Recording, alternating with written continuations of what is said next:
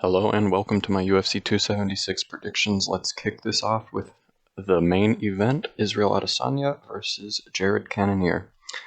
I think I am taking Israel for sure on this one. He's a heavy favorite, and I can't say that's entirely justified. It's very possible Jared pulls off an upset here. I mean, in my opinion, I had Izzy losing his last fight to Robert Whittaker. It was really close though, so I can't really get mad about it. The decision. Next up, we have our other championship fight on the card, Alexander Volkanovsky versus vsHolloway. Now, this fight is interesting. I had Alexander winning both of the previous two. The second fight was very close with people. A lot of them say Max won, but in my opinion, I felt like Alex just barely won the third round. But that's another one of those fights where it was so close that you can't really get mad at the decision. You can't call it a robbery because it all comes down to whoever's judging its personal outlook on what should be scored more valuably. But yeah, I'm taking Alex. I would also just quickly like to say that I think the Max Holloway versus Alexander Volkanovsky fight is going to determine the featherweight GOAT. In the press conference, Max said that he thought it was still Jose Aldo, but I disagree just because Max handily defeated Jose twice, and he's still doing quite well for himself. He clearly hasn't deteriorated to the point of like Anderson Silva, say, or Tyrone Woodley, people who couldn't quite hang with the top dogs anymore. Jose's still up there. I think he's only lost to number one contenders and champions. So yeah, I think that's going to determine the GOAT, because Volkanovsky also has defeated Aldo. And Volkanovsky, I think he's on a 13-fight unbeaten streak in the UFC. It might be 11 or something, but it's getting pretty high. And Anderson Silva, people call him the GOAT just because he has 16 fights in the UFC before he was beaten. So yeah, I think that's a very important matchup. Next up, the fight I'm looking forward to most on this card, Sean Strickland versus Alex Pereira. And I would just really quickly like to say, since I released the video talking about why I want Sean to be the one to defeat Israel Adesanya, the press conference happened, and he impressed people quite a bit, and he furthered my, point that he's very likable, And he definitely stole that press conference, and like I said in the other video, he is the most entertaining guy on the microphone in those media scrums and press conferences, no matter what. At the moment in the UFC, is the best person to listen to talk. That's how it is. And I think he's also going to win this fight. It's pretty close, I'd say. The odds have it pretty close. Sean's a slight favorite, but yeah, it's tough. It's gonna be a good fight. Next up, we got Ruthless Robbie Lawler versus Ryan Barber, and it looks like Robbie's actually a little bit of a favorite in this fight, which surprises me a bit, given that last fight with Nick Diaz.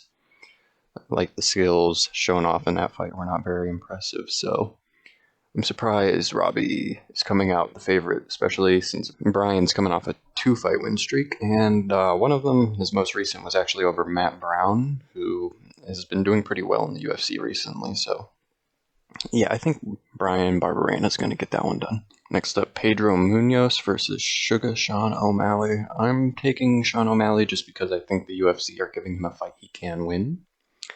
I think Pedro's getting kind of old now, and his career's running its clock out, I guess.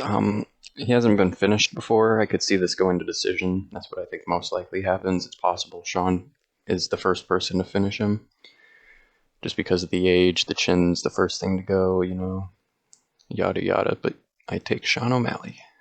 Next up on the prelims, we got Brad Riddell versus Jalen Turner, and Jalen is actually the favorite in this one. I don't quite understand why. I think Brad Riddell is going to probably win this one.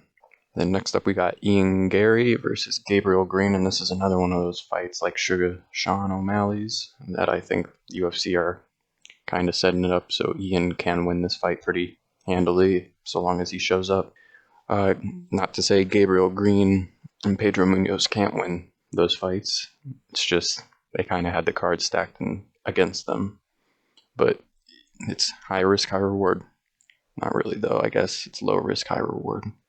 Then next up, Donald Cerrone versus Jim Miller. No Joe Lozon. That fight is done. Jim Miller, I think, is going to win. Cerrone won the first one, but Jim's been looking pretty good recently. And I think that he is going to get it done.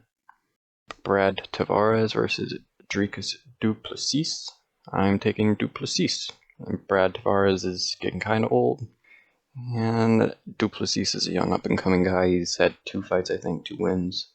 So yeah, I'll take him. Then on the early prelims, somehow we have Uriah Hall, who's number 9, against Andre Munhoz. I think Andre Munhoz is definitely going to get this one done. Uriah Hall's he's coming off a couple wins. He recently lost to Sean Strickland, though, most recently. And his last 2 wins before that were over Chris Weidman and Anderson Silva. So yeah, I think Andre Munhoz is probably going to get this done by submission, though Uriah doesn't really have a history of being submitted anytime recently, so he might get KO'd if he loses, or a decision, I don't know. And then we have Jessica I versus Maycee Barber. I'm going with Maycee Barber all day. I became a huge fan of her when she beat Miranda Maverick, who was a female prospect who I thought was going to go pretty far. So yeah, that impressed me quite a bit, and I think Maycee Barber is going to be a problem in the future. And then we have a fight that I don't really think is of UFC caliber. We have Jessica Rose Clark versus Julija Starlenko. So Starlenko has not won a single fight in the UFC. She's fought 4 times, and somehow hasn't been fired. After Jessica's last fight, I was sure she was going to get released, and she didn't.